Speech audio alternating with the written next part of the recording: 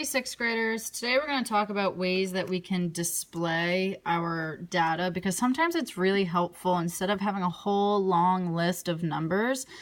It's a lot easier to have some visual representations of the data instead because we can make better conclusions or quicker conclusions by having these visuals. So let's go ahead and talk about some of these different visuals that I think you might have already studied in the past. I know line plots you should have looked at in 5th grade, so let's review that. So a line or a dot plot is where you're going to have X's or dots that represent a piece of data.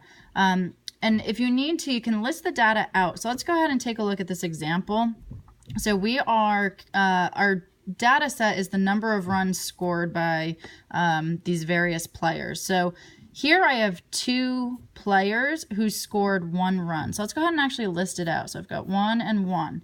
I have no players who scored 2 runs. I have 1 player that scored 3 runs. I have 1, 2, 3, 4, 5 who scored 4 runs. 1, 2, 3, 4, 5, 6. 1, 2, 3, 4, 5, 6, who scored 5 runs. And as you can see, this is starting to get pretty redundant, huh? So it's a little bit nicer to condense it into a visual here. I have 4 people who scored 6 runs, 3, 4. And then I have 3 who scored 7. And as you can see, it's getting pretty tough for me to fit this. So here I have all of this data written out, and it takes up a whole bunch of space and just took quite a bit of time for me to do that. So this is really nice because it just summarizes everything and we can visually see what's happening. So let's go ahead and answer some questions based on this. So how many times did the team score 6 runs? 1, 2, 3, 4. 4 times because there are 4 X's over 6 runs. What is the median number of runs scored? Now I can use my list and do my median by doing my ninja work and working my way in.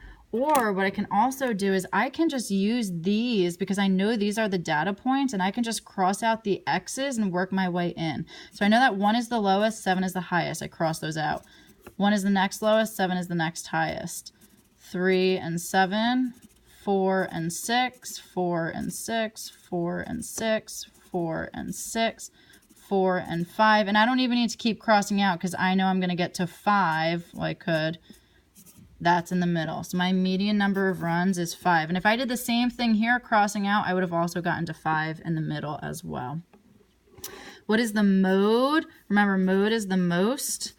What occurs the most often? Now again, here I'd have to count up and go 1, 2, 3, 4, 5, 1, 2, 3, 4, 5, 6, 1, 2, 3, 4, because it's not like super duper clear which one shows up the most here, especially between the 4s and the 5s. They look almost even. But when I look at this visual, it is very clear that 5 is the tallest tower. So I know that 5 is showing up the most. And the range, remember the range is the biggest number minus the smallest. So this is going to be 7 minus 1, which is 6 for your range. Okay, let's talk about a histogram. Histograms are really nice because it clumps up a bunch of your data and it groups them into intervals to make it easier to interpret. So let's go ahead and take a look yet again at an example and make sense out of this. So a histogram, we have these intervals down here. We're talking about how many times we're visiting the pool last summer. So let's see, and we have the number of students who visited within that range. So 0 to 9 times, we had 5 students visit the pool 0 to 9 times last summer.